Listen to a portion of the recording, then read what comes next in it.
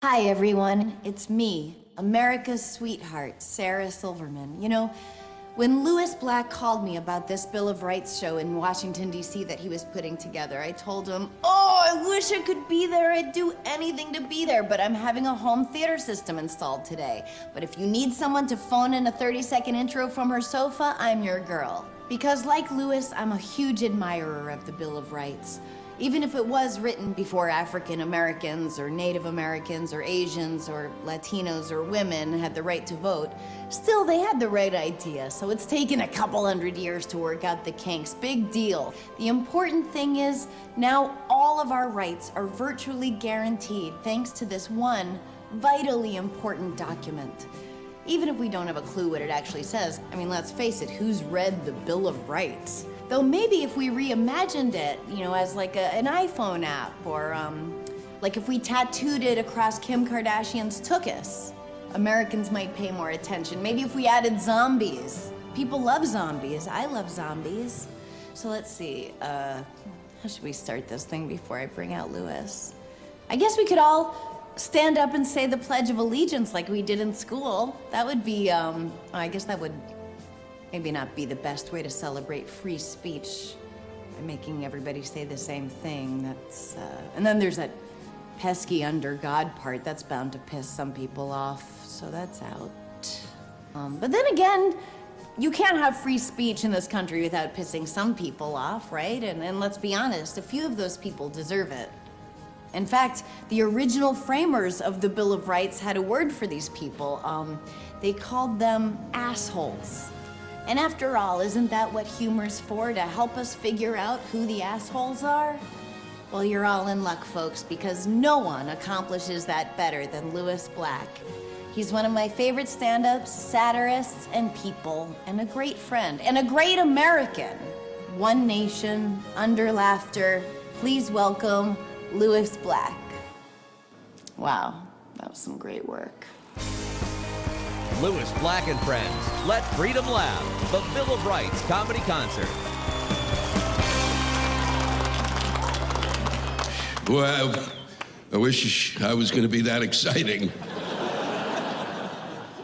You know, really, I don't think it bodes well when, for the country, when a group of people get excited when a bitter, angry prick shows up in town.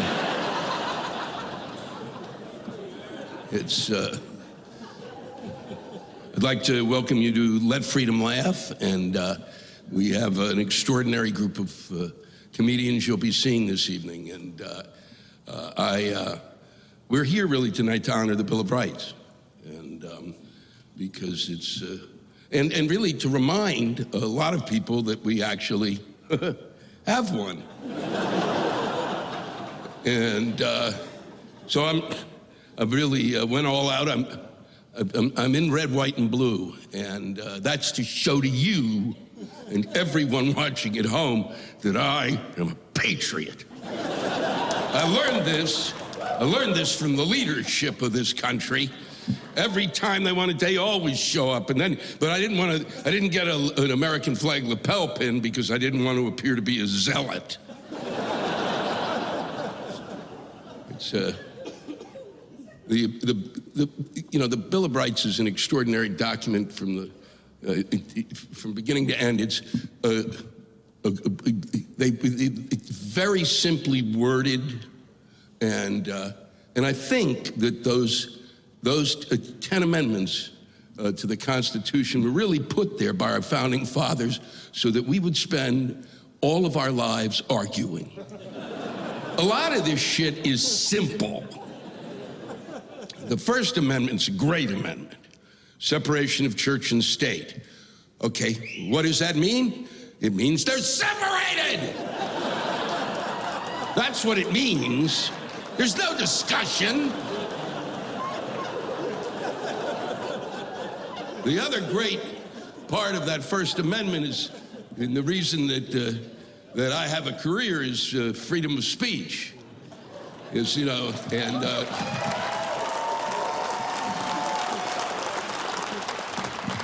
and I certainly, there were a lot of great comics who made it possible for me to be on stage and be called by many someone who has a potty mouth. I've been called that by adults who are fucking 9 years old. It's profanity. These are words that were designed for adults to express anger, frustration, and pain. That's what they're there for. If you fell and broke your ankle, if a car backs into your car, right? If you get a bill from the dentist, do you really look at it? What do you say if you don't use those words? What do you go, oh, pshaw, pussy willow? It's really my pleasure now to introduce a hero of mine. And I don't have that many fucking heroes. I first saw his work when I was young, and I have followed him ever since. He is one of the level of brilliance he brings to his comedy is unmatched. No one, I feel no one in my lifetime cut through hypocrisy for us to get at the truth, and then and by the time we felt the sting of that truth, it turned a phrase that made us laugh out loud. It's an extraordinary gift. Ladies and gentlemen, the incomparable Dick Gregory.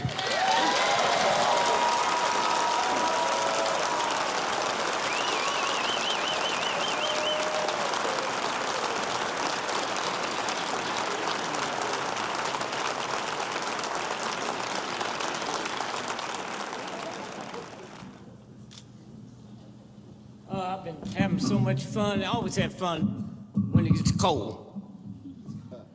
An old white racist walked up to me and said, "Why don't you go back to Africa, nigga, and take me with you? Then you know it's cold."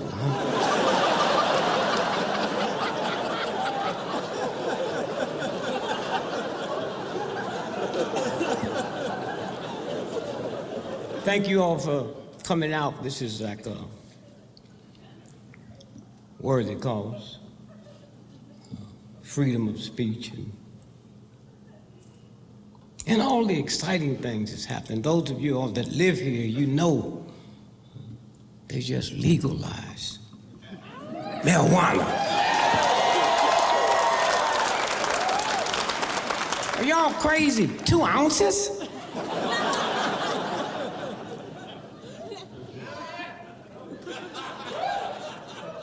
But you can see, those of you just come in for this, you can see there's things happening now in Washington because of the new law of legalizing marijuana.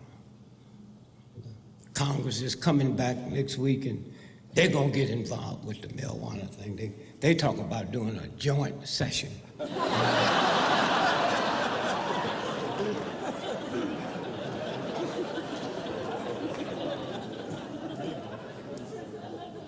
And I'm extra happy today because we just finished in the last day of Black History Month.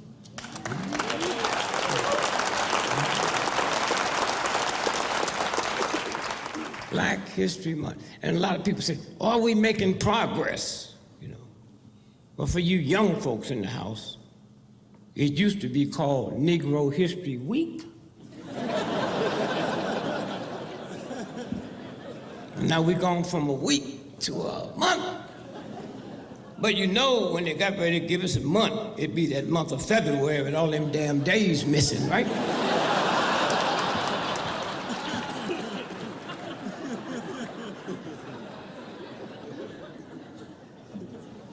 In February, do it bother you white folks that February the 2nd is Groundhog Day?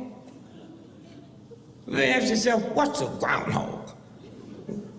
If the groundhog sees his shadow, what they say? 6 more weeks or whatnot? Can you believe you white folk can be that silly? with all them cameras out, when it comes out the ground, that thing couldn't help but see a damn shadow. And if the groundhog sees a shadow, 6 more weeks of winter. And to think, I wanted to go to school with y'all. When you get home, take out your calendar. Spring is March the 21st. Count from February the 2nd to March 21st. That is 6 weeks.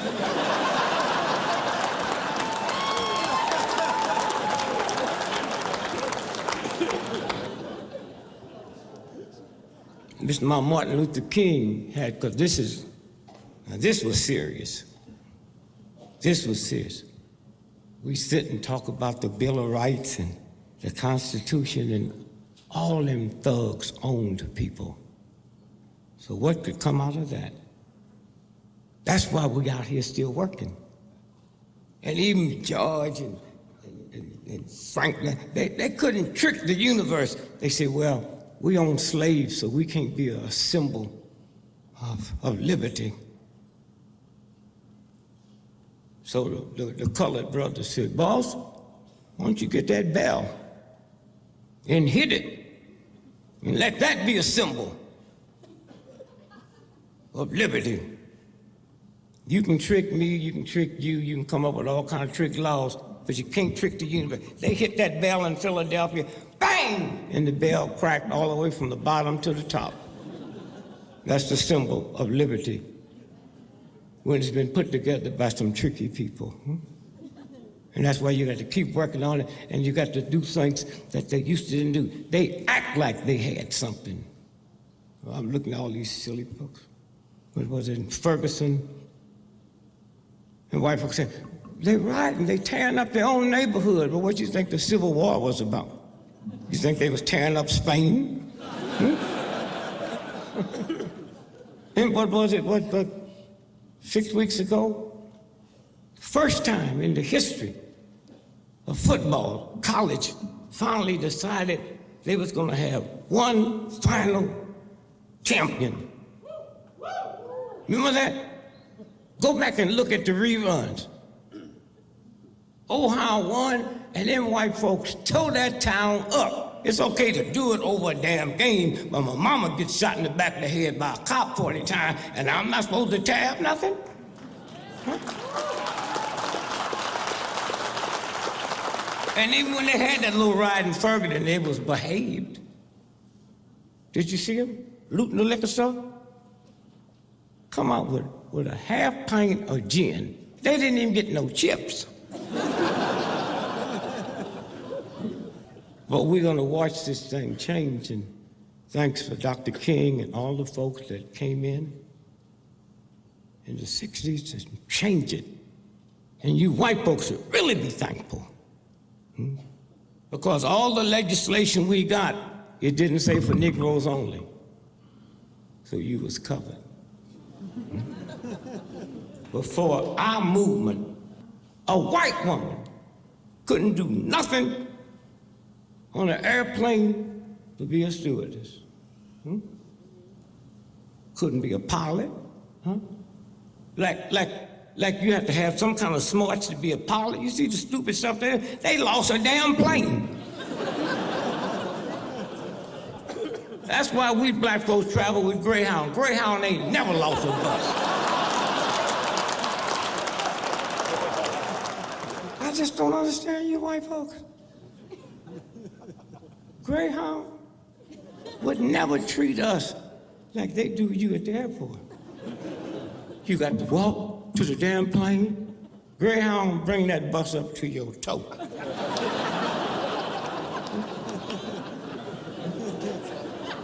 They lie to you. The bags, you there looking for the bags, and they act like you didn't have none. 3 blocks before Greyhound get into the terminal, they say, all the bags got ripped off in Memphis, so don't go to baggage.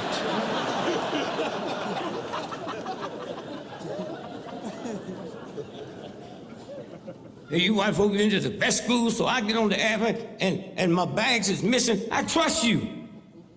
I said, I would like to speak to the supervisor. The second floor to the right. I go up there, go to the supervisor, he got on my suit.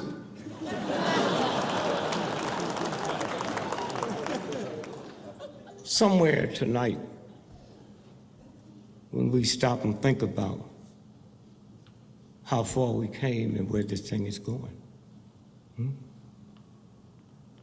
Now think about the civil rights movement and what it meant to white folks too. Like I said, before this movement, thank you, Dr. King, a white woman couldn't do nothing at the airline but be a stewardess. You couldn't be a mechanic. You couldn't be assistant pilot. You couldn't even take our job, baggage handler. All you could do on a plane before our movement is be a stewardess. And it didn't stop there. You had to look like something out of the center page of Playboy magazine. And you tolerated that. White folks owned it. We didn't own it. White folks owned it. But all you could do until our movement came through. And anytime you go out to that airport now and get on a plane and see an old, short, ugly, fat stewardess, we got her that job. Not her father, not her brother, not your Marines, and all you gonna sit around is brag about what you ain't got a damn thing. And you tolerate it. I mean, think about it. The 13th, 14th, 15th Amendment gave black men the legal right to vote before white women got it. Think about that. You didn't get the right to vote till 1921 after you died, fought, thrown in jail, abused.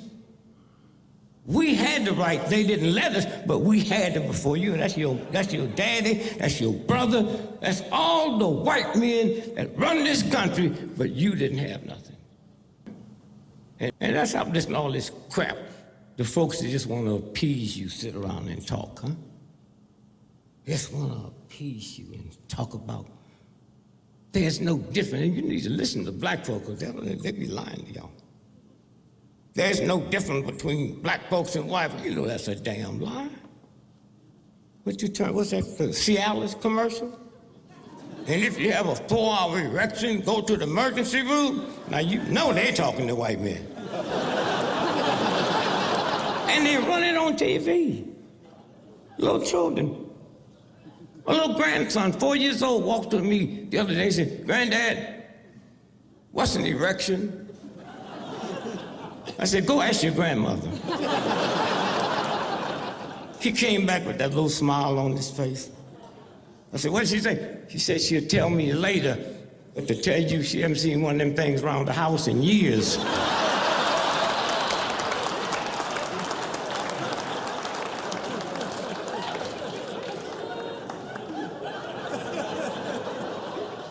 You can make a difference.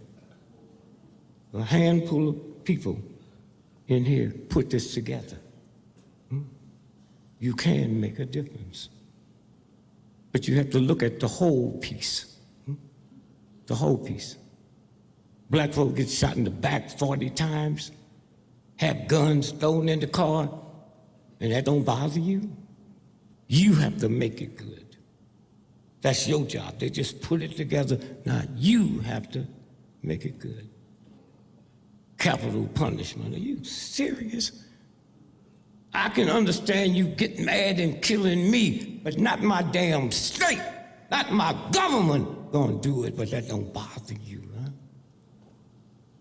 You that's in here, that bought tickets and want to see this thing work, we represent light. Huh? All that other crazy, they represent darkness. The problem is when your light become afraid of their darkness, then your night is not light. You got more light than the CIA, the FBI, the military thugs will ever have. But the reason they control it, because of your fear.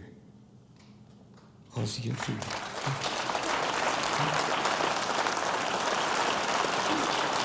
There are some things worth dying for.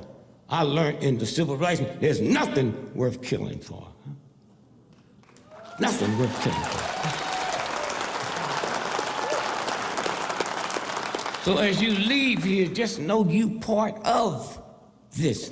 Drop your fears. Huh? It's that simple.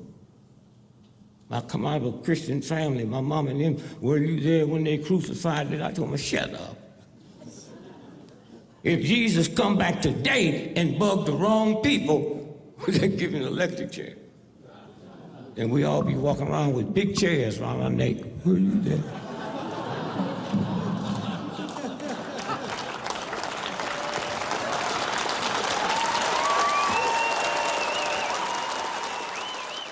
Somebody called me on a radio show.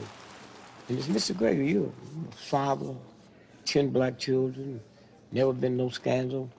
What do you think about these young black men walking around with their pants below their... I said, I can't answer that. Why? I say, for 20 years when I was drinking, I used to drink a fifth of scotch every day. Can I tell you how many times I drove drunk, which is a felony. Wearing your pants low ain't no felony. So you need to get somebody else who want to tell you about that. And I don't think that I ever heard that the folks that killed Jesus Christ had their pants below their belt. I can't have nobody say when these thugs ripped off the banks and didn't have to pay for it, they was wearing their pants. I've seen the mob in New York. I've seen how they portray and move. They are immaculate. Don't go away. We're just getting started. Up next, John Fugelsang and Tom Smothers with a special introduction by Wanda Sykes. Welcome back to Let Freedom Laugh, the Bill of Rights comedy concert. I think political comedians are in a situation where the First Amendment impacts their life every day. And, you know, I think that a lot of us have been in situations where I live in New York City, where we have stop and frisk. So the Fourth Amendment, of course, is something that I've witnessed being loosely violated right in front of me. I don't know why they don't have stop and frisk on Wall Street, because that's where all the real crime is, and most of the coke, too.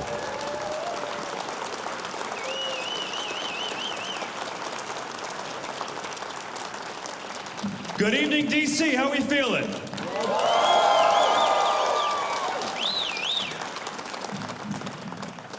I get to do a show with Lou Black and Dick Gregory and Tommy Smothers. I feel like Ringo. I'm just glad to be here.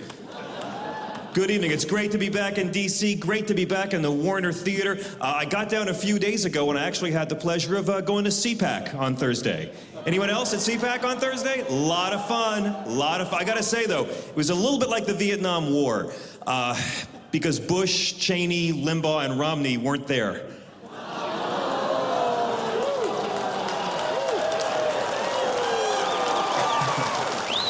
I had a great time at CPAC, met a lot of wonderful people, but they gave a free speech award to Phil Robertson of Duck Dynasty for his contributions to the field of free speech. Because of course, last year Phil came out and compared gay marriage to bestiality. And I don't mean to offend the faithful, but if you're comparing gay marriage to bestiality, you're not a First Amendment hero. You're a guy who thinks way too much about bestiality.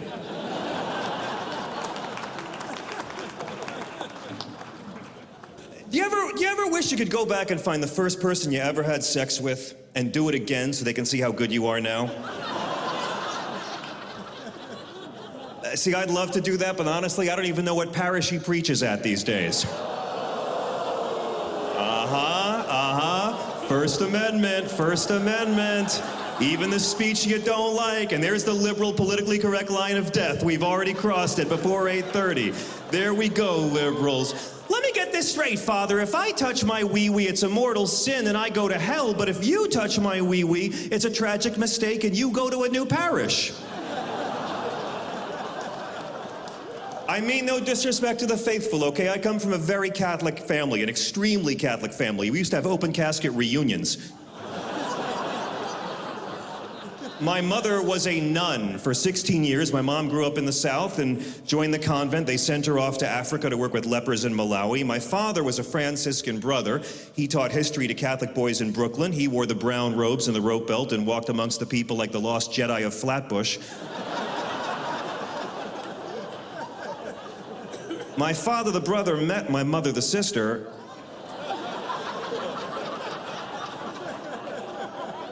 Fell madly in love, carried the torch for 10 years, finally got her to leave, married her, settled on Long Island, and tried to raise their kids to be free-thinking Catholics, which is why I do stand-up comedy, as I can never afford the therapy I actually need.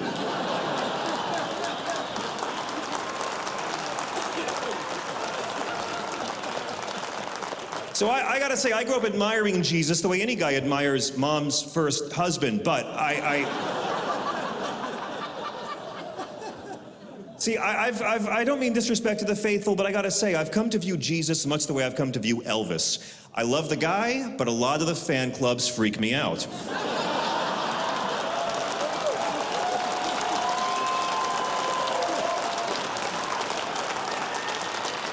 You know, I gotta say, I vote for Jesus every presidential election. I do. I do. I like Obama. Do we like Obama, DC, still? Huh?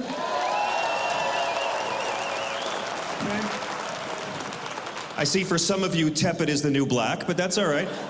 You know, I liked him. I liked Romney, too. Listen, I loved his... I thought Ann Romney was a great stay-at-5-homes mom. I respected him, you know. Mitt Romney would have been our first president who was the human equivalent of a hollowed-out inflatable guy outside a car dealership.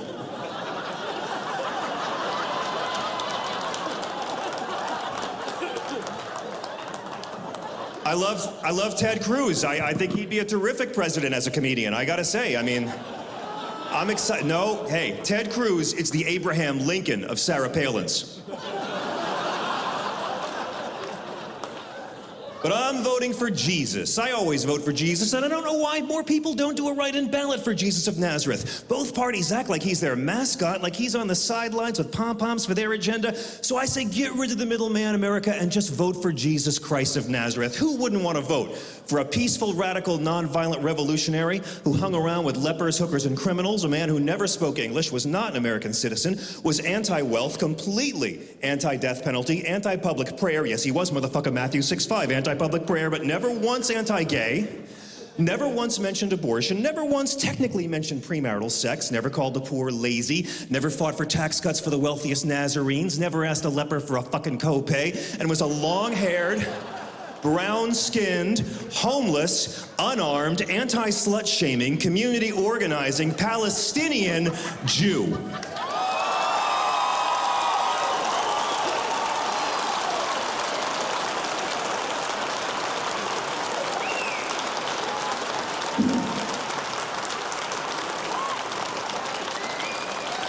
But that's only if you believe what's actually in the Bible. And I get kind of down when I see my Christian brothers and sisters trying to stop my LGBT brothers and sisters from being happy in a society based on liberty. There's only one part of the Bible when God ever actually condemns any kind of same-sex activity, when he says in Leviticus, "Ye shall not lie with a man as with a woman, that is an abomination."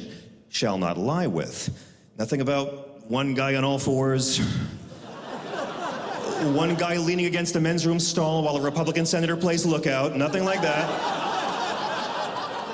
But you know what? If you want to go ahead and abuse our First Amendment and use Leviticus to say that same-sex relations are wrong, then you follow every rule of Leviticus, because you don't just have to hate gay men, you're supposed to stone them to death when you see them. And I don't know if y'all homophobes have noticed, the gay brothers have been working out. They're ready, all right? But if you want to do that, then you got to follow every other law, which means you also have to stone to death children who are gluttons or drunks. Bye-bye Bieber. Anyone who cuts their hair at the temples or tattoos the flesh, and I'm sure going to miss the Marine Corps and half the bands I like. Anybody who works on the Sabbath, that's Saturday, fuck you, NASCAR. And anyone who commits adultery, and according to Old Testament law, that includes divorce and remarriage. So what I'm saying, my Judeo-Christian homophobic friends, if you really believe the one part of the Bible that says that being gay is a sin, then you owe it to God to kill Rush Limbaugh 3 times.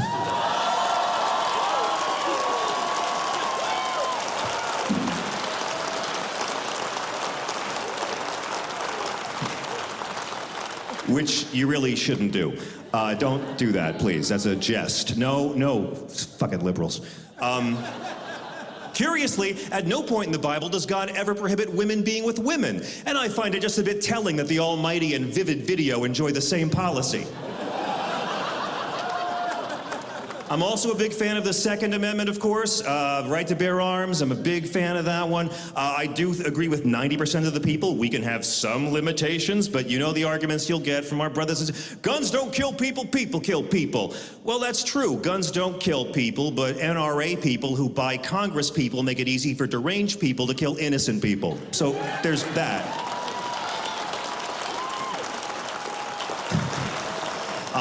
And I know the argument as well, Obama wants to come take our guns away. Well, that's the beautiful thing, isn't it, Skeeter? Nobody wants your guns. And the fact that you're allowed to say Obama's a gun-grabbing tyrant while heavily arming yourself pretty much proves he's not.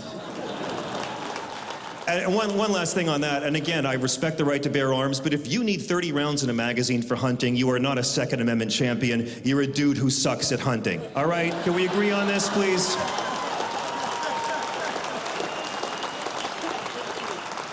There's only one time, brothers and sisters, one time you will ever need 30 rounds in a magazine for hunting, and that's zombie deer, all right? If the zombie deer come back, I'll be giving AR-15s to everybody. And again, I'm a big fan of the Fourth Amendment as well. Can we hear it for the Fourth? No one's talked about that yet. You know, I actually wrote to the government and to President Obama and to the NSA to tell them my concerns about eavesdropping and warrantless wiretapping and surveillance, and they wrote back saying they already knew how I felt about it. I want to say what a pleasure it is to be in D.C. the week that you all become potheads. That's really inspiring. You know, let's just talk for a bit about search and seizure in terms of locking up tax-paying citizens for smoking exactly what Washington and Jefferson grew, okay? Because Washington grew it, Jefferson grew it. Nowadays, they'd be locked up if we ever locked up wealthy white guys for pot.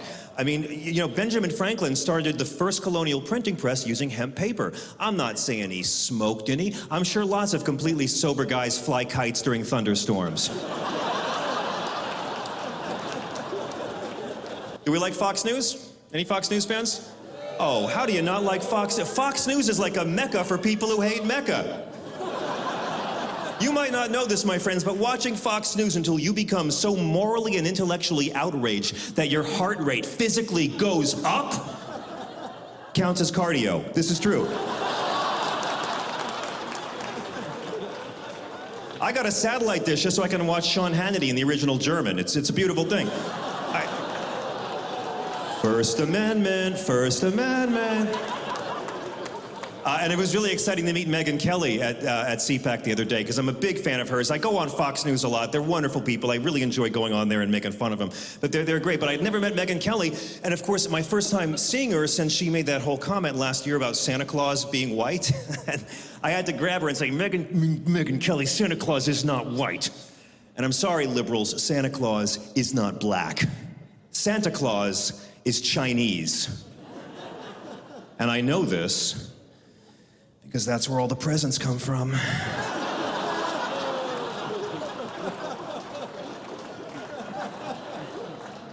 So I just want to say what an honor it is to play here tonight and to be with all my progressive and conservative brothers and sisters who are all here for one thing, because we all love America. For all of its glorious imperfections, we love the Bill of Rights. And the very fact that we're still fighting over it shows how relevant it is and how important it is, because we all, no matter what our background, agree that we love this country, because this is the only country on earth where you can not believe that climate change science is real, but you can also believe that pro wrestling is real. Thank you all very much for coming out tonight. Peace.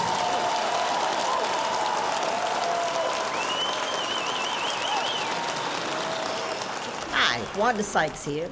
I was so hoping to be with you all tonight.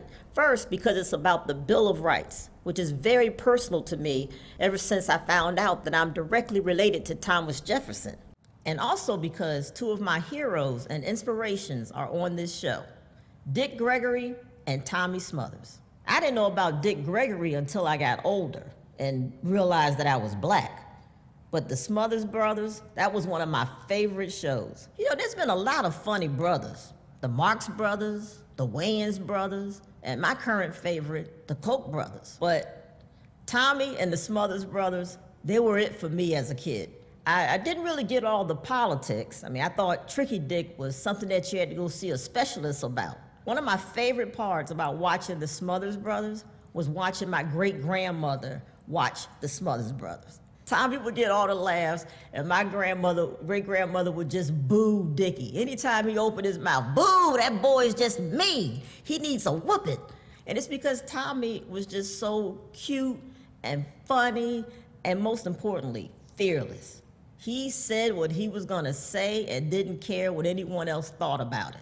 Then I started doing comedy, and I discovered that the whole time Tommy was making me laugh my butt off, he was also taking on the censors, the network, and even the president. All because he actually believes in free speech. Made me love him even more. And I'm just thrilled that I get to introduce him to you tonight. I love you, Tommy. Ladies and gentlemen, Tommy Smothers.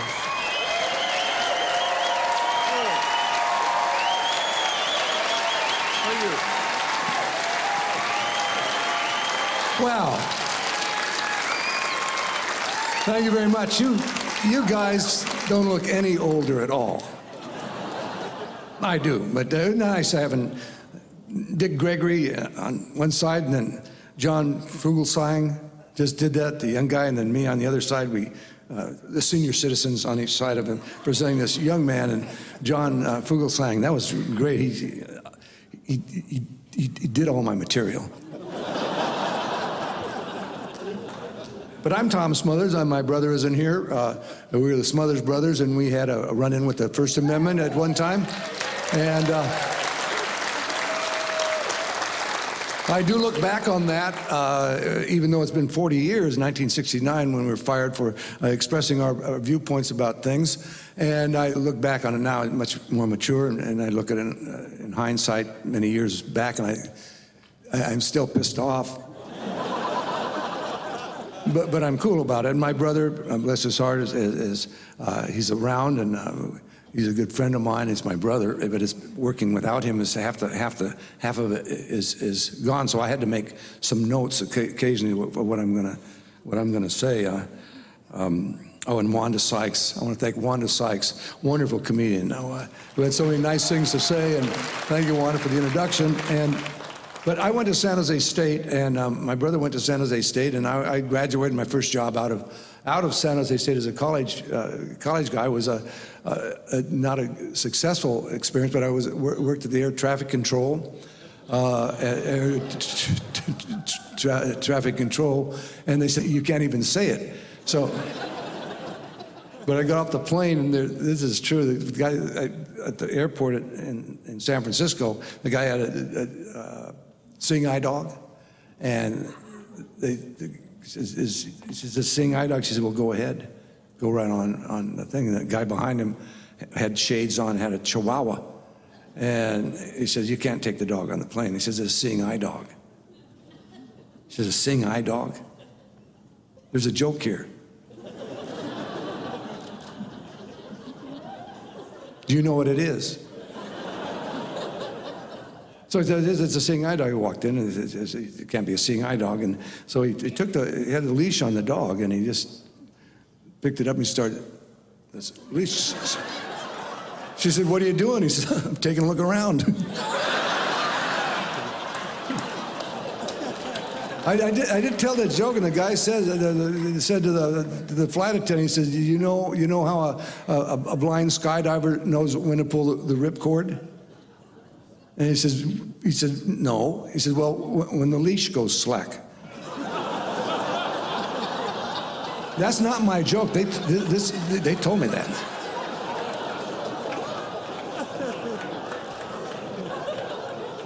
So I have a grandson, and it was his birthday, and my wife got him for his birthday a bird feeder. I said, well, what am I going to get him? He says, get him something to go with a bird feeder. So I got him a BB gun. So, well, you're laughing. That's good. These are good jokes. But we are getting older. I'm getting older, and my brother's 76. I'm 78 years old. We're there, and I know things start to happen. But you can tell when you're any of you seniors out there, you little things, you forget certain things. But I knew I was getting older when I started. I really like watching baseball now, and I think it's a pretty fast game. So I knew I was getting older. Look at computers, my God. Computers have allowed, and that's all this high-tech stuff, the computers have allowed people to make more mistakes faster than any time in history. Except for maybe Jack Daniels and handgun. To make mistakes, it's a joke. So that's the last. That was pretty much everything I had to say because there's things about truth. You know, truth is what you get other people to believe. I was going to do a couple of yo-yo tricks and get out of here because I like the First Amendment and John Fugelsang. I mean, he did 5 of my jokes, the very best one. He never told me he was going to do that, but I like a little yo-yo music because I just do this little thing. But that the yo-yo is a stored kinetic energy in a rotating mass, and it's a wonderful toy, and it's also basically you do loop-the-loops. Little yo-yo music, and you go. Okay, now, and then you have around the world, and around the world is, okay, around the world, backwards.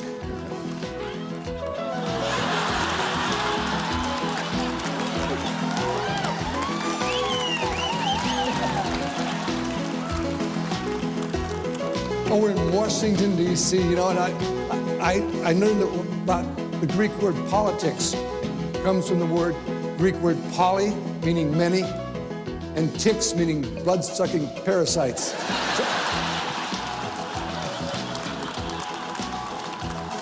And here is Rock the Baby.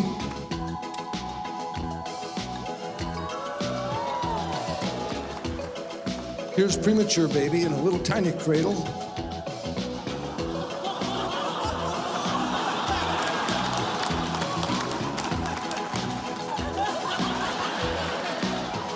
Eiffel Tower.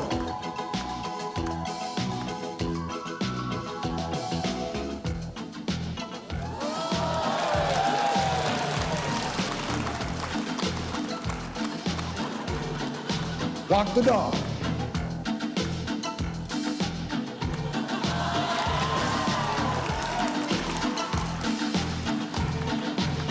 And I'll just finish with this one good. This is called John Fugelsang took every one of my jokes. I can't believe.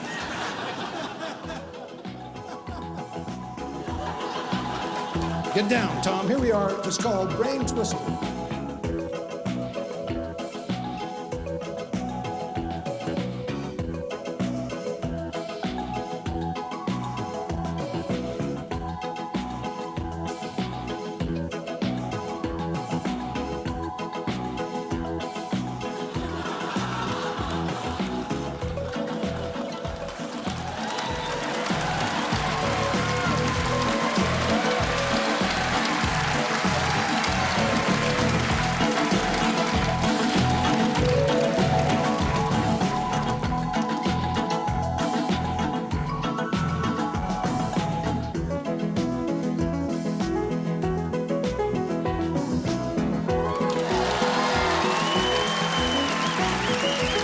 Something.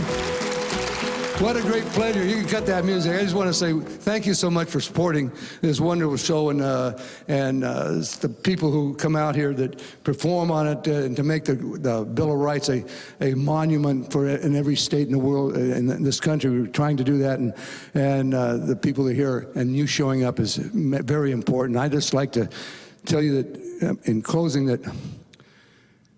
that when you don't know what you're talking about, it's really hard to know when you're finished.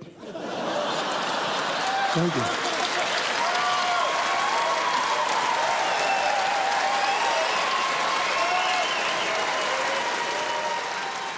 In the Bill of Rights, the founders should have put well, not knowing of that, but they should have taken the Third Amendment of housing billeting troops. They could have made one that, what I really think, the freedom of hearing.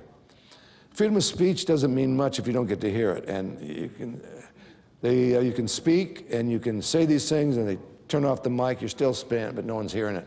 You can stand in the closet and say anything you want. So the freedom of hearing, the freedom to hear other voices, to hear the free speech is the one I think should have been here. Still to come, Cristela Alonzo and Ahmed Ahmed with a special appearance by Penn Jillette. So don't go away. We'll be right back. Welcome back to Let Freedom Laugh, the Bill of Rights comedy concert. When I started doing stand-up, I used to censor myself because I never wanted to offend people. Because being the youngest in the family, I was very used to always having to cater to what my family wanted, what my family thought. And it wasn't until years into stand-up that I thought, hey, don't do that. And I realized that when I became more honest with what I was talking about and actually talked about things that mattered to me, that's when the audience got it. And that's what made me realize that you shouldn't censor anything that you're saying, because only in truth do you get real comedy. That's when you get the best laughs. Out of pain, out of anything that comes from a real place, that's when the funniest thing happens.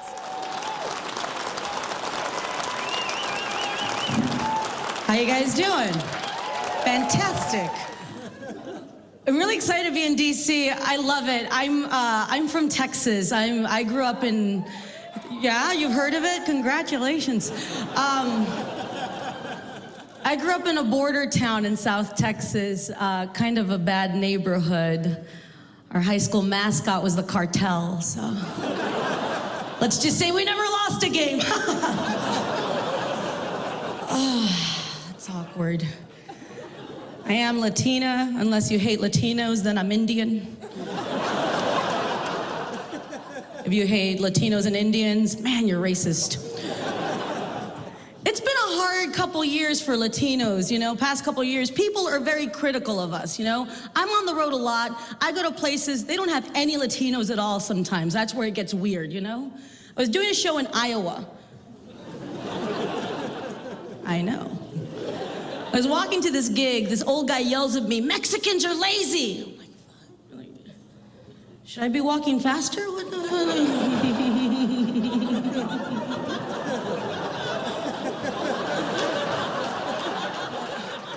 I have no idea, right? He keeps yelling at me, "Mexicans are lazy. Mexicans are taking away our jobs." I'm like, well, which one is it?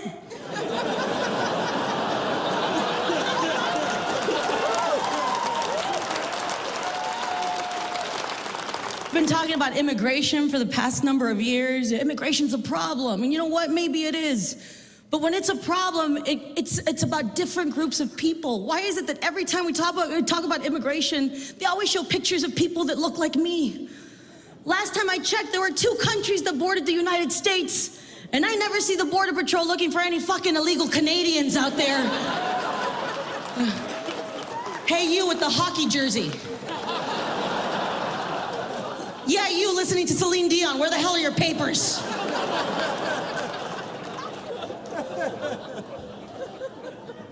I get it. People want to come to this country. It's a good country. We have it pretty good, guys. And life is good. Think about it. We have a store called Build-A-Bear. What?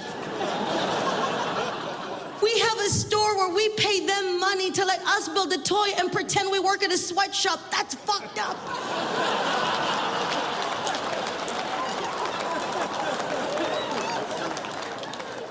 Have you been to that store? There's moms everywhere. Happy birthday, Megan. You're Chinese for the day. What?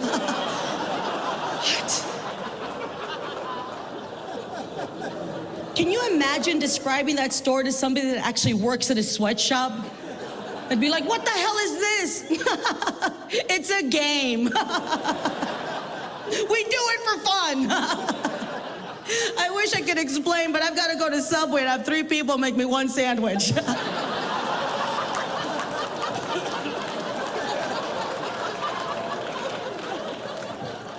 My God. I need to lose weight. I'm still carrying around that baby weight I gained during my sister's pregnancy. It's ridiculous. ridiculous. It's so hard to lose weight. It's expensive too. It's so expensive. You guys, I wanted to get into shape. I went to a store to buy workout clothes, right? I went to a store called Lululemon. Guess what I found out? I'm too fat to work out in their clothes. The biggest size I go up to is 12. You know what? That's their big size. Their concept of extra large is my idea of thin. I have to lose 30 pounds before I can work out in their stupid clothes. But I was at the store and I didn't want to leave without finding something to buy. You know, I'm like, where the hell are your headbands? You got headbands? No? Wristbands? You don't sell socks? Oh, you don't sell socks. Finally, I found a sports bra that kind of fit. Saw the price tag, $50. $50 for a sports bra. That's outrageous, $50, when you think that I can go to Home Depot and hire a day laborer to just hold them up while I go jog. I'm like, come on, come on. Come on, Pepe, come on. Come on, we're doing this. Dos millas, come on. Let's do it. Squeeze them harder, I need support, come on. Our lifestyles are insane. Workout clothes are expensive, food is expensive. When the hell did we start giving a shit about how our food was treated when it was alive before we killed it and ate it? You go to the grocery store, now they tell you how all the food had its life. Oh, this milk is hormone-free. This beef is grass-fed.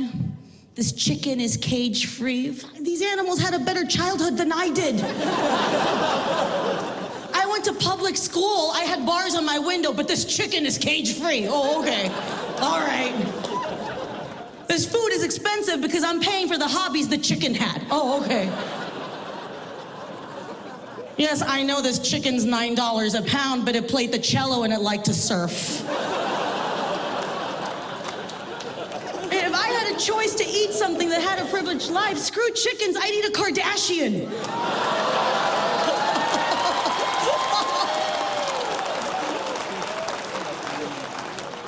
It's insane. The way that we've gotten with food is ridiculous. I went into Whole Foods last week. My God, that store should have layaway. What?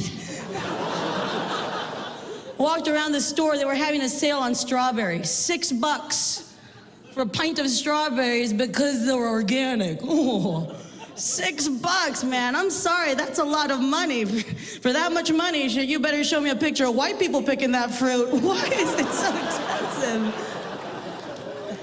I don't get that. You guys, I grew up in a border town in Texas, poverty-stricken.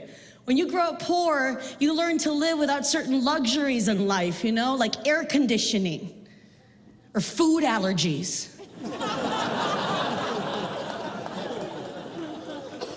When you're poor, you eat whatever you can because you never know when that next meal is coming.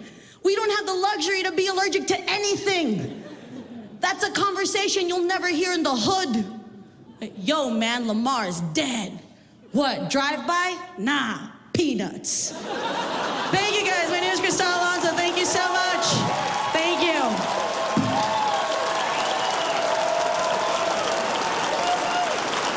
Freedom, I think, is the right to be stupid. We often think that freedom is only things that will turn out either now or in the long run to be wise or to show some truth. But you have to have the freedom to be stupid. You don't have freedom. The only freedoms that matter are the freedoms of the people we don't agree with. The people I'm most concerned about with the First Amendment are the Westboro Baptist Church. I don't agree with them at all, and their freedoms really, really matter to me. Freedom is the right to be stupid. My concept for a monument is to get the Bill of Rights, each of the amendments, first 10 amendments, tattooed on a beautiful ass. And do one on each ass with a group of 10, and then probably 1,000 altogether, and rotate them in there. Nice naked asses out there. You go and look at them. You say, boy, what a nice ass. And we get to read. Not just supermodels, but everybody, because everyone has a nice ass. There's nobody I wouldn't rather see naked. And if I were writing the Bill of Rights, I would have put that in there too. There's no one I wouldn't rather see naked. Well, I can't violate constitutional rights because I'm not in government. Only the government can violate constitutional rights. What I do during our show is we exercise our constitutional rights. We burn a flag, we whip out guns. Peace. Up next, Ahmed, and then more with Lewis Black.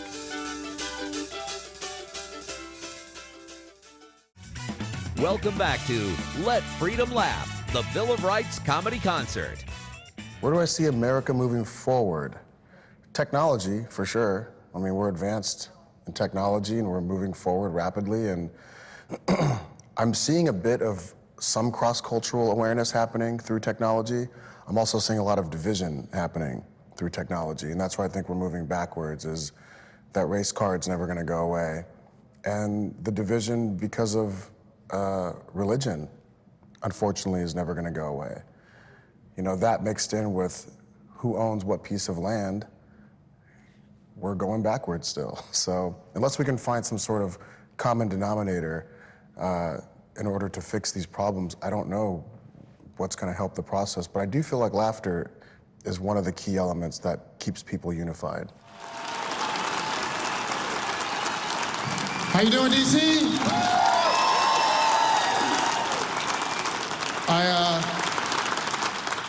I jumped at the opportunity to be on this show because I myself have a lot of First Amendment issues that I deal with.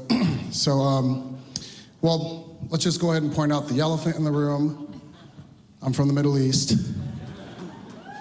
Thanks. Thanks. Any other Arabs in here besides me? 1, 2, 3, 4. Good. 4. Well, it only takes one of us.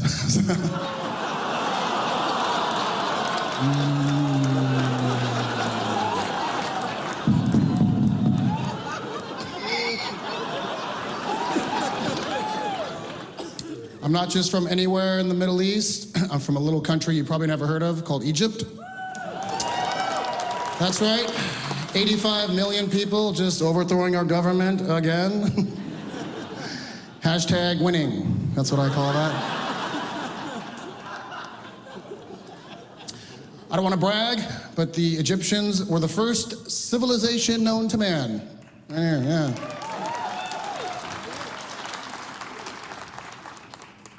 You're welcome, I guess. We built the pyramids. It wasn't the aliens, it was the Egyptians. Okay, technically it was the Jews. See that? Always taking credit for everything. Those Jews. That's okay, we designed and supervised. So. And if you're not laughing, you're probably a Jew. I was also raised Muslim. Boo.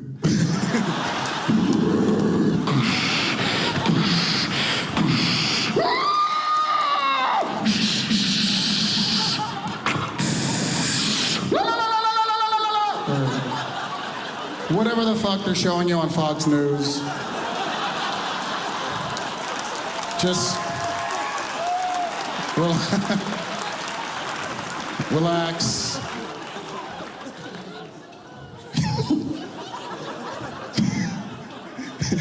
These white women in the front were like legit scared. Oh my God! ISIS is here. He's here. That's him, I know, I saw him on the news, that's him.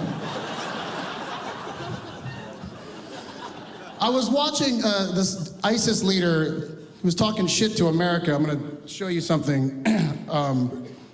Relax, it's not a detonator. It's an iPhone 6 Plus, bitches, all right? This guy's talking shit to America about how they're using social media to get their word out. I wrote it down because it was subtitled. He was speaking cave or whatever. This is what he said, and this is what it sounds like in my head.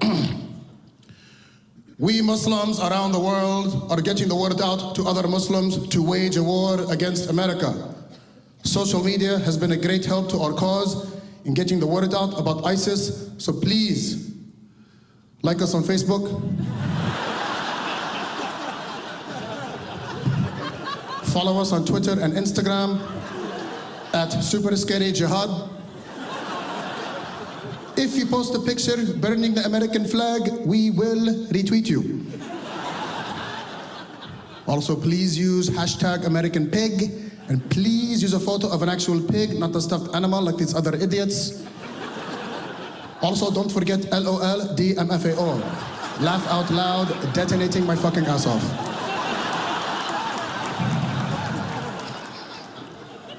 Actually, Muslims are responsible for a lot of inventions that you guys use every day, don't even realize you're using. Do you know Muslims invented the mechanical clock? It's a fact. It's also ironic because we're always fucking late for everything. We're more late than black people. You can laugh, the black guy laughed, it's fine. When black people laugh, everything's funny. Google it. But Muslims are arrogant. They're like, I'll get there when I get there. I invented time.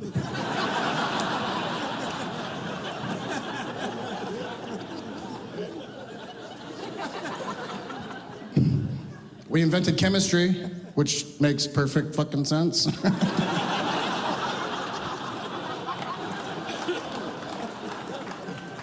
Bombs. We make bombs. Do you know Muslims invented the toothbrush, soap, and deodorant? Yeah, what the fuck happened there, huh? You think we just gave up one day? Like, nope, it will never catch on. Give it to the Greeks. And the Greeks gave it to the Persians, but they used too much of it. Persians gave it to the Indians. Indians gave it right fucking back. No, let me think about it. I don't... No, we're good, bro, we're good. All billion of us, we're good. Being raised Muslim too is weird because I'm like bipolar, you know, like I'm 44 years old. I just turned 44 and I know, I look great for 44, so. My mom wants me to get married. She's an old school traditional Muslim mother calling me every day, Ahmed, did you get enough rest? Did you drink enough water? Did you eat right?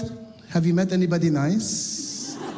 You're 44, you're still single. I don't understand. Are you a gay? I'm like, no, I'm not a gay. Jokingly, I'm like, well, maybe I just want to be with more than one woman, Mom. She's Muslim. She's like, that is okay.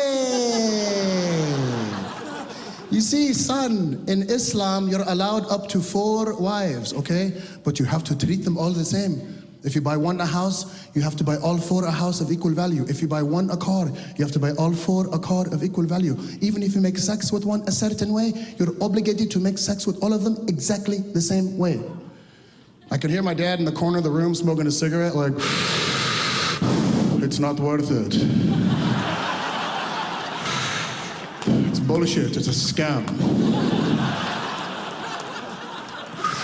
You want 4 of these, really? That, my son, is a true test from God. That's my dad, always cracking jokes. He can't help it. Cracking jokes.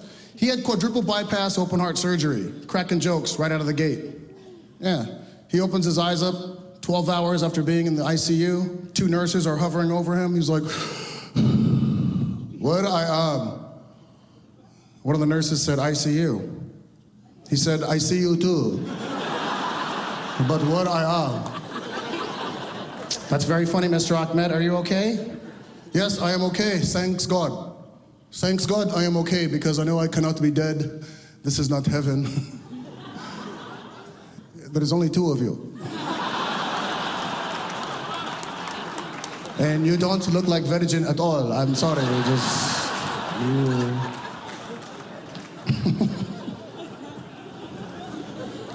It's important that we laugh together.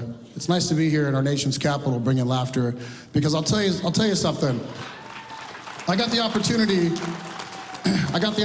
to meet President Barack Obama when I made this documentary about comedy in the Middle East called Just Like Us.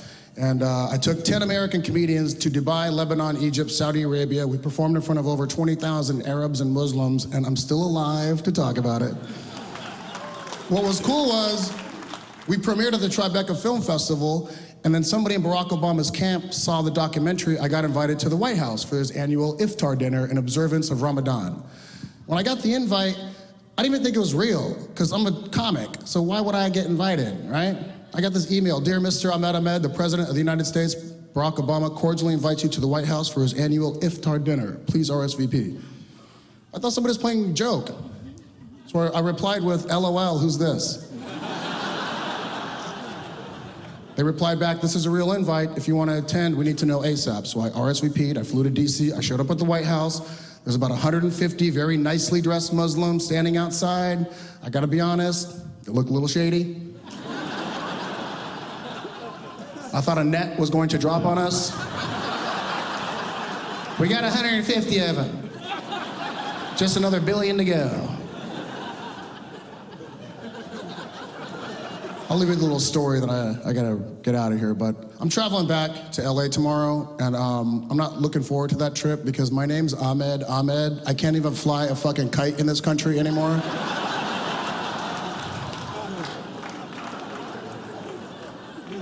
I'm always getting detained, profiled, arrested. Every airport I go to, there's always this older black woman with an attitude behind the ticket counter. And it's the same woman at every airport around America. I don't know if they're flying her in or what the fuck. Does a hologram pop up when I arrive? This motherfucker think he's gonna board this plane.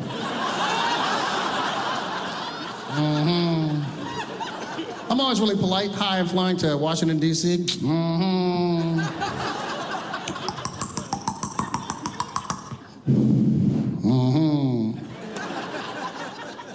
Yeah, you know your name come up on a list. You know that, right? This ain't your first rodeo, so just hold on a second. I got to make a phone call.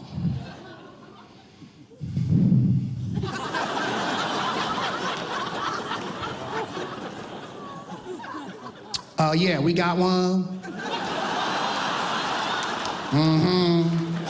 His name is Ahmed Ahmed. Oh yeah, he hairy.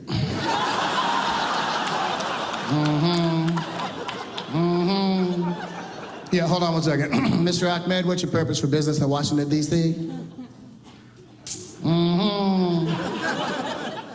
He say he a comedian.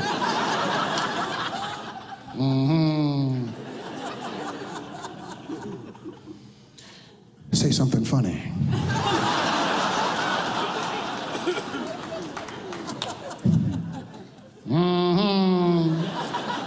Yeah, he said he just graduated from flight school. I love you, DC. Thank you so much. I'm Chris Bliss, and I'm the executive director of MyBillOfRights.org, the Bill of Rights Monument Project, which is what this concert's been organized for, to help us launch our new matching fund endowment to seed projects, putting Bill of Rights monuments at every capital in the United States. We put the first one up at the Arizona Capitol in 2012. It was a huge success, and we really want them in all the state capitals because every school kid takes a field trip to their state capital. And I come from Washington, D.C., so I know the power of monuments, particularly on younger people. And we figure we put the Bill of Rights up at every state capital in the country where these monuments will stand for 100 years. We'll have hundreds of millions of young Americans getting their first exposure to the Bill of Rights as a monumental, iconic thing outside of their state capitol building, which is the center of the state's civic life. That's a pretty good way to replant the seeds of what made this country exceptional.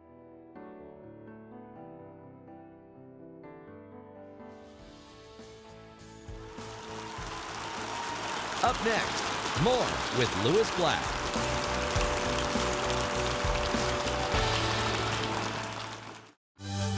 Welcome back to Let Freedom Laugh, the Bill of Rights comedy concert. I've had people restrict my language, but it's like, you know, when you're on ABC, NBC, CBS, when there's somebody, you know, when there's a board of censors around, such as they call you up and say I'm saying Martha Stewart's vagina in my joke, and they say, maybe you should change vagina, and they wanted me to change it to cooch. Okay, got it? I said the problem is vagina's kind of like a medical thing. That makes it, it's a medical term for it. The description of it. I said cooch sounds like I've been there.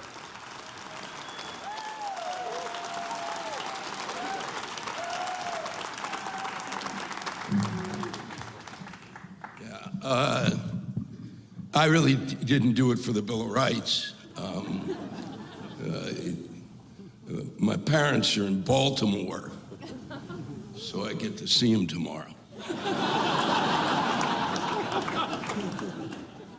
That was all it took, really. I'm going to get back to basics and something that's important, I think really important to discuss, and that's the weather. This is seriously out of fuck control. This is bullshit. This is nonsense. This is not, I don't care. This is not in God's plan. I know that.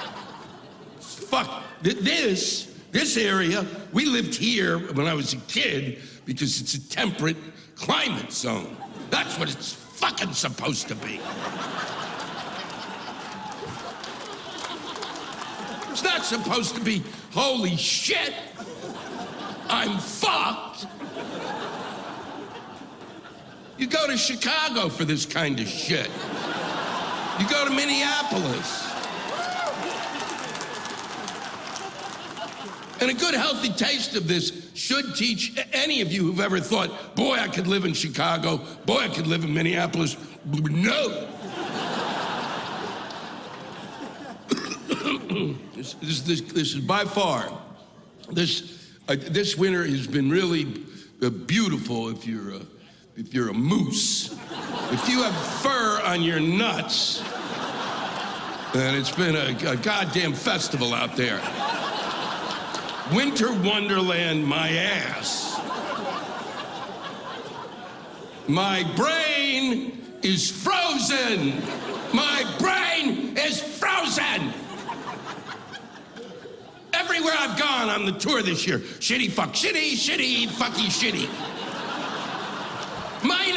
Minus 6 in Cincinnati. Minus 21 in Louisville. God damn it! My brain is frozen. I thought I'd seen already in my lifetime the worst possible winter. And this wins. There's no comparing. There's no comparing to anything I've lived through.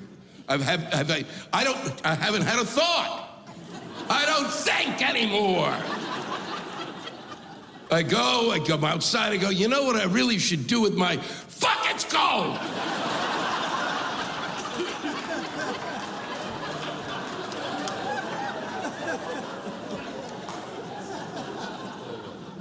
And it is,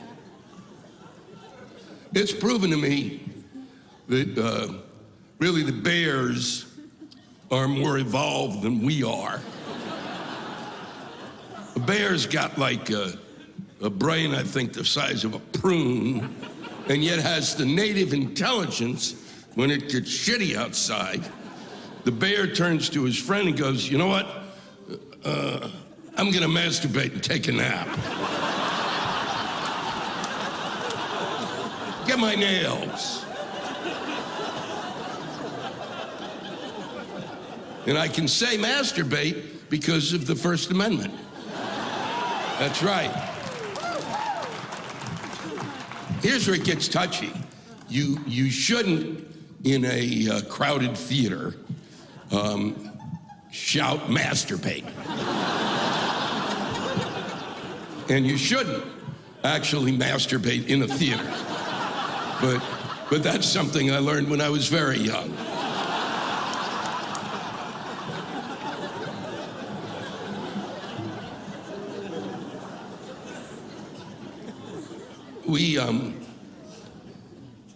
We don't get sick the way we used to get sick. You used to get a common cold. Common cold had an arc, right?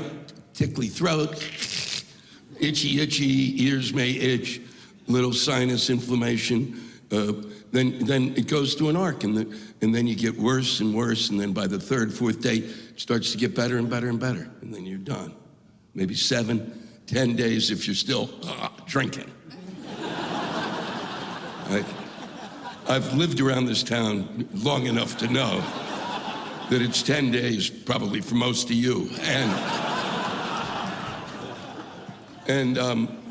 we don't get that kind of illness. These illnesses we get now are indefinable. My friend in January, I hadn't seen him in 2 weeks. I called him up. I said, where you been? He said, I've been sick. I can't. I said, what are the symptoms? He said, well, it started, I thought it was a cold. It was in my head, and I was blowing my nose, and then it got in my throat, and then I thought it was a strep throat, and then it got in my chest. I thought it was pneumonia. Then it went back in my throat, and then I had the sweats. Then it was chills and the sweats and the chills. And I said, well, what the fuck is that? He said, I don't know, but it's going around. 3 days later, I got it. I was not in his presence, and I got it. How did I get it? On a phone, on a cell phone. I didn't see him. Now I got it. Now it's in my chest. So because that cheap prick didn't go to the doctor, I have to go, because I think I have pneumonia. Doctor examined me, we went through everything. He said, you don't have pneumonia. I said, well, I don't have pneumonia, that's great. I said, well, what do I have? And he said, and I'm quoting, I don't know, but it's going around. I said, have you really got a medical degree? I said, what can I do for it? He said, it's a virus. There's nothing you can do for it. I said, I've just paid you $200 for this visit. I'm gonna make some shit up. Improv, if you will. Pretend you're the doctor and I'm the patient. What you should have told me was that I should go out, get a live chicken, chop its head off, tear the feathers off of it, throw it in a pot of boiling water, then tear the flesh off of that and take the chicken's bones and put them in a circle around my front door.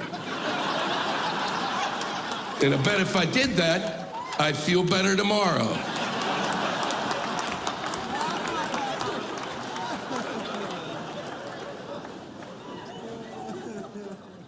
Yeah, speaking of health, we have a real mental health problem in this country. I don't know if you've noticed, and we do. We don't talk about it much. We were going to deal with it, but, stuff came up. We were, but then Ebola happened, and we went, well, fuck that, we're all going to die. So what do I care if you're mentally ill? What do I give a shit? I'm going to be dead in 2 days. And if you don't believe we have a mental health problem, then I suggest look at Congress. It is the largest outpatient clinic in the country.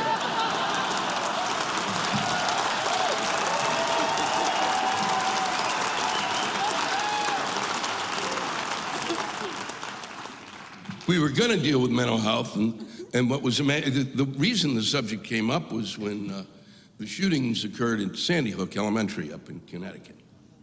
And the NRA said that the fault wasn't the fault of the guns, even though they kind of take the gun out of the equation. It's there. And a bullet comes out, and it hits someone, and they die. But they said, no, it's not the fault of the gun. But if the guy who was attacking you had a spoon, I don't think there'd be a problem. The fault, they said, was just that we have mental illness is a problem, and we have to deal with the mentally ill. Those are the ones who use guns badly, and they're the reason. And I thought, wow, you know, I'm glad the NRA told me that. And really, when I think of mental illness, the first people I want to discuss it with are the NRA, because they really seem to have a handle on it. Some of the laws have gotten crazy. You can, in Florida now, I think they passed it. It's, when 3 or 4 people tell you, because I don't trust anything. I don't even know if this is true. But much like Congress, I'm gonna fucking tell you. So, but you can carry guns on campuses now in Florida, because nothing is more important to the education of a young child than a goddamn firearm. You want to be packing heat when you take that fucking test. That's what I want. I want everybody on the campus fucking packing heat. What a fucking good idea that is. What planet could you fucking possibly be living on? You think that giving everybody, come on in. Son of a bitch. But the amazing one was in Arizona, where you can, and I think there are a few other states where you can take a gun into a bar. What a nifty fuck idea that is. Because when you want to mix things up, what you really want to do is mix liquor with firearms. That's a brilliant cocktail. Why would you do that? Look, the reason you don't, I don't drink before I come on stage ever. Why? Because then the anger becomes real.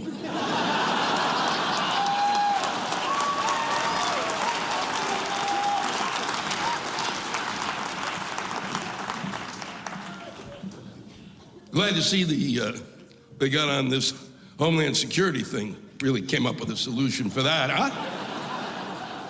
Week, they're gonna pay him for a week. What the son of a bitch! A week, yeah, let's do a week, and then we'll work it out. How do you not work it out? It's Homeland Security. What is the matter? They learn nothing from when they shut down the government. They shut it down before. Now it's like piecemeal shit. They have no right at all to shut down the government. None.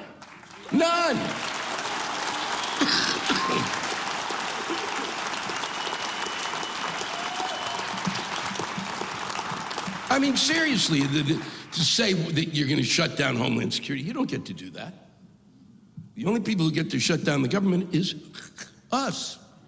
We get to do it because when we elect people to be in those buildings over there, the basic agreement is, just the basic agreement is, you're going to be there and you're going to be our congressperson, and your job is to keep the government open.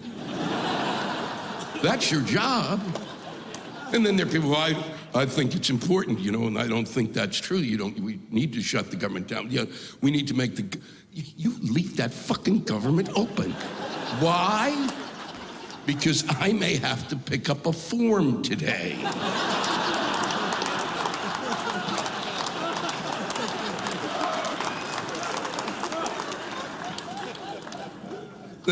And what was stunning is they shut it down initially over the Affordable Care Act, at which time Ted Cruz spoke and gave a very eloquent,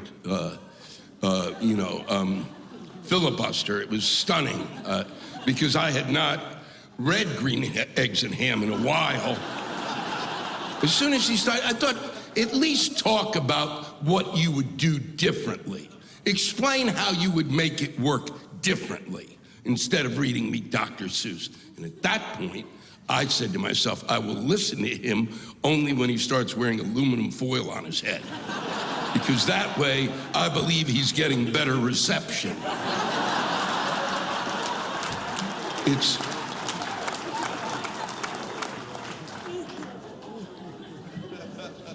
They shut the government down over the Affordable Health Care Act. That's what they shut it down over. Affordable health care. Not Obamacare. That is not a real thing. The Republicans started calling it that. And because, yeah, that's who originated it. That much I fuck know. Yeah, and that's called dumb.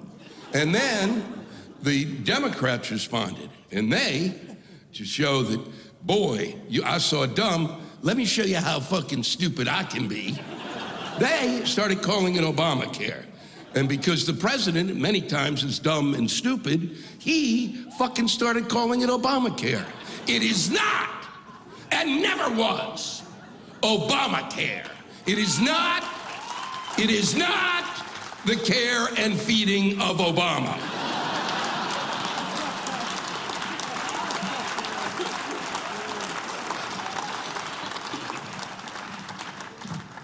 It's the Affordable Health Care Act. Now, I know that this act, in a large part, is shitty. It's written shitty, had the worst website in the history of fucking mankind. Why didn't they hire the 9-year-olds that are hacking into my goddamn website?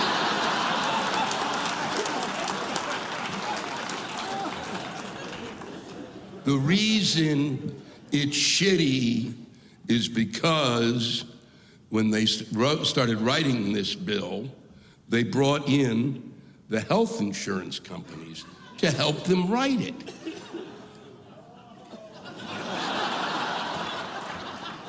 That's insane. If you were going to do a law about pit bulls, would you bring in pit bulls?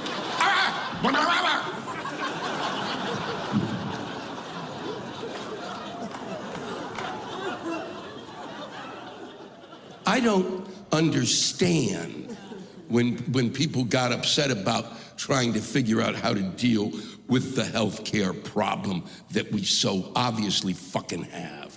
I did not understand what made people upset. I have never in my life met anybody who loves their health insurance. All of a sudden people are like, God damn it, yes, I love my family and then I love my health insurance. Well, they were standing up like, God damn it, you're gonna take away my right to be with that shitty group of people? What the fuck's the matter with health insurance companies, in case you don't know it, don't give a fuck about your health. And I know that. I know that because I recently purchased a drug called Chantix. Chantix, if you don't know Chantix, that means you're not watching CNN. And if you're not watching CNN, you should watch CNN. You should watch it 6 minutes a day because it'll give you a terrific idea of what it's going to be like when you have a stroke. It'll just be, this is what it'll be. And then there'll be a crawl at the bottom. Wake up, wake up, wake up. Chantix comes always after the Christian Mingle ad, which is my favorite. It's a Christian dating services, and as a Jew, I have to say, makes me a little hot. I'm actually having a contest. I put myself on the website, and I'm trying to see if someone can actually find the Jew. Still to come, more with Louis Black.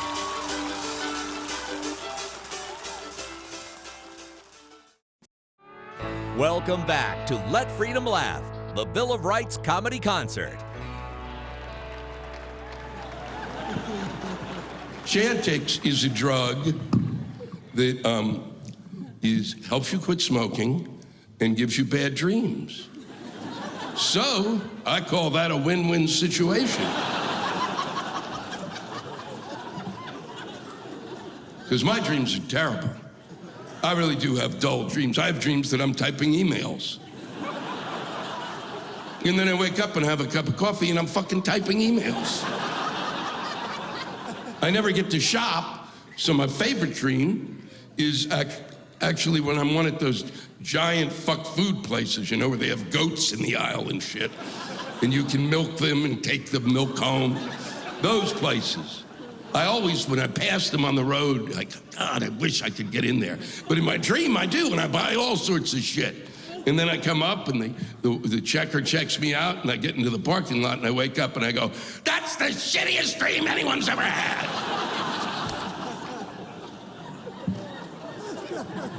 But with Chantix, that dream becomes epic. I'm wearing a suit of armor and I have a broadsword, and everyone in the store seems to be like they're out of Game of Thrones. I have to slaughter thousands of beasts and fucking warriors coming at me, chopping at them, slicing them up, just so that I can fucking pick up some granola and yogurt.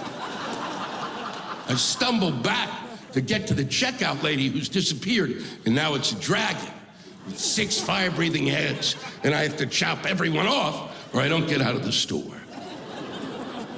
And I do, and then I wake up, and after you've chopped off 6 fucking dragon-breathing fire fuck heads, if that made any sense,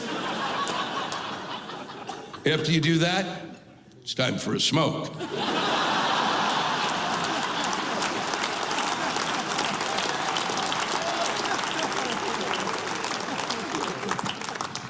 So I went to get the Chantix, and the Chantix cost, for like 10 pills or 11, 12 pills, $138.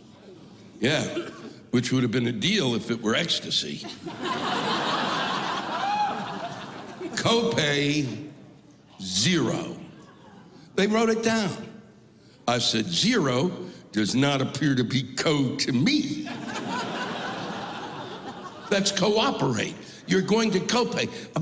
What fucking nerve to not put a dime up? I wish they just sent a health insurance representative to come down. You know, someone from the company who would take a shit on my shoe just to distract me from, you know, from how hard I was getting fucked by them.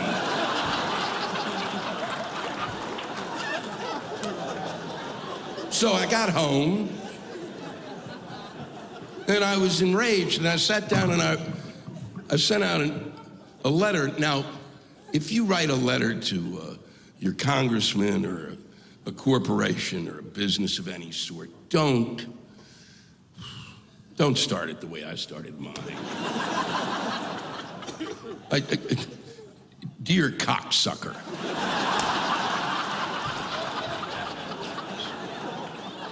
It's off-putting, really. I said, I went in today to purchase Chantix so that I could quit smoking, and noticed that you had not put up any cash at all to make this happen. I thought, since you were my health insurance company, that you might be interested in my health, and that by quitting smoking, I would save you money. And I would do that. I may not have to have long-term care. I may not die from the 100,000 diseases. I also, by saving you money, you could pass that savings on to others who suffer the way I do as a smoker. And they might change too. And boy, wouldn't that be good for you? But apparently you don't give a shit. So, since you're not going to pay for my Chantix, could you at least kind of see it clear to pay for my cigarettes?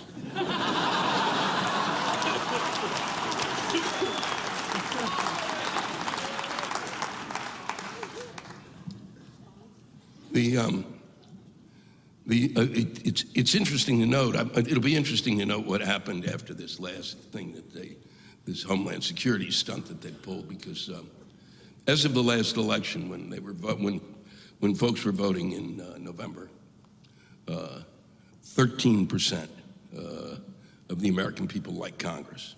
If you had a Facebook page and you had an approval rating of 13%, I believe that at some point during the day, you might think, maybe I should kill myself.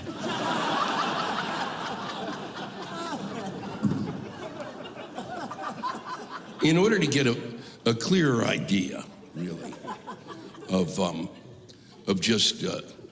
how much we don't like what's going on in Congress, there was a group that did a polling service, and they polled people to see what they did and didn't like, and there were things they polled, things that normally we wouldn't like, and to see how they would fare against Congress. And let me just say that it was lice. Apparently, compared to Congress, we love those little critters. We'd rather scratch our nuts all day than listen to anyone in Congress talk. Or maybe we'd like Congress to do something constructive and maybe come out and scratch our nuts. There was colonoscopies. Yeah. When was the last time you heard somebody go, fuck, I love a good colonoscopy? Well, compared to Congress, we're very happy with the colonoscopy. That's right. After Congress, now we don't care what's shoved up our ass. I think that one thing that would help in terms of our leadership really would be if we gave people running for office an IQ test. And I mean that, seriously. I'm not fooling around. I don't care anymore. And if you don't agree with that, you know what? Fuck you. Because I know what you're thinking. It's elitist. It's not elitist. Not at all. My IQ test is 5 questions. Here's a sample question. You got a map of the United States. Let's say you're running from Arizona. So there's a map, and all the states are filled in, but Arizona. The question, where is Arizona? I think that kind of test would help in terms of people like Michelle Bachmann, Rick Perry. Rick Perry thinks he's going to run for president again. There's some talk of that.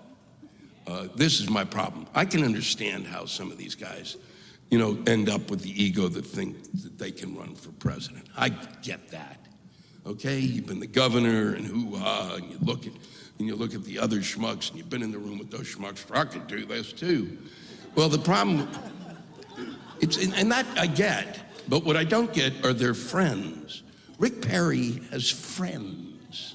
Rick Perry turned to those friends and said, hey, I'm thinking of running for president. And those fucking friends said, good idea. Those are the pricks I want to get my hands on. See, with Rick Perry and Michelle Bachmann, they do not believe in climate change. They do believe, and I do not discuss that. It's real. There's no discussion. For me, there's no discussion. I don't care what you've read. I don't care what website you go to. All right? I don't care. When people start denying, I just go, I don't listen. There's no reason to listen, okay? Because 96.6% apparently 96% of the world scientists agree. That's a fact. I fucking have read that fact so many fucking times. It's a real fact, and then they take the other 4% and they put them up against the 96 and go, don't you know math? So they don't believe in climate change. They do believe in the rapture. What they don't understand is that the ultimate conclusion of climate change is the rapture. I don't know what occurred during my lifetime. I don't know what the idea has been in terms of leadership.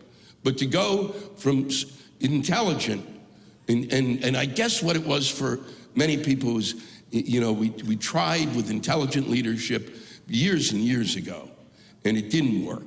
And so now we just said, let's get some ignorant fucks and see if that works.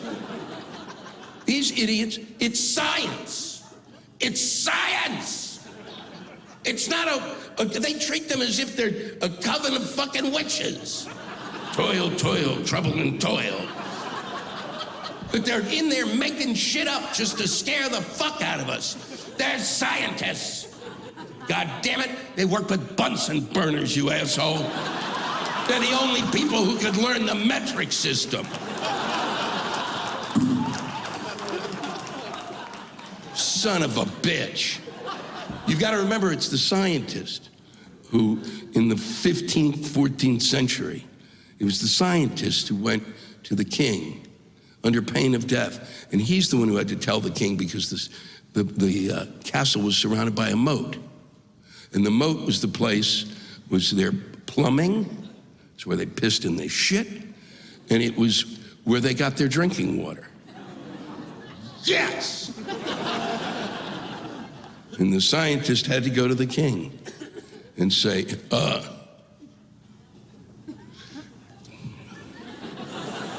you really got to stop shitting in the moat.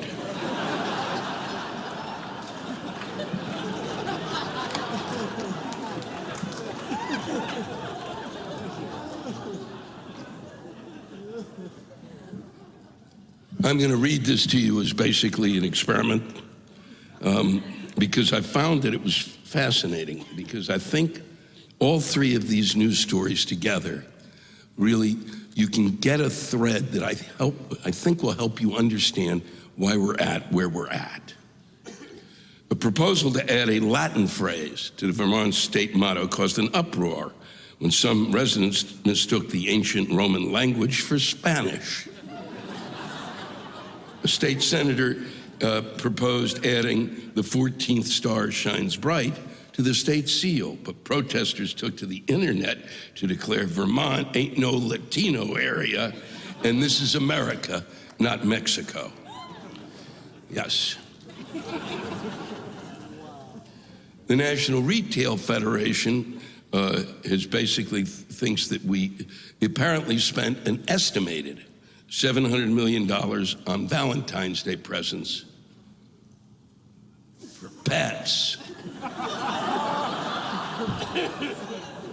For Fluffy and Douchey and Squatty. See how those two might hook up? Unless are you having sex with your pet? No, don't go oh to me. Fuck you. Are you? It's Valentine's Day. It's stupid enough that you're fucking trying to figure out how to appease your significant other with some bullshit item. But your fucking pet? You're goddamn it. That's beyond stupid. You can give your pet shit any day. You don't go, look, hey, do you say to the, oh, you're my Valentine?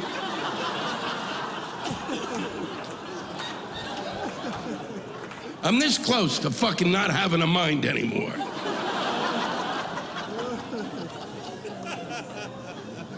And this is after a new YouGov poll found that only 4% of Americans think they are less intelligent than the average person.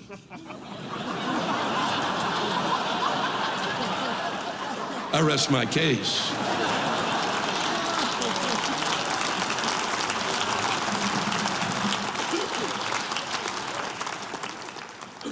And let me just say that it has been a splendid evening, and I could not be happier. Really, everybody flew in from here and there and gave up something to be here tonight, and we really appreciate it. And you too.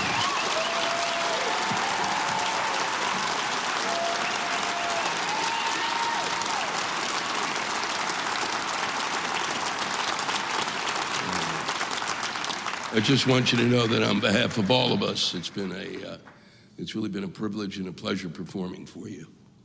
I leave you with this. I know this will come as a shock, but I wake up every morning brimming with optimism.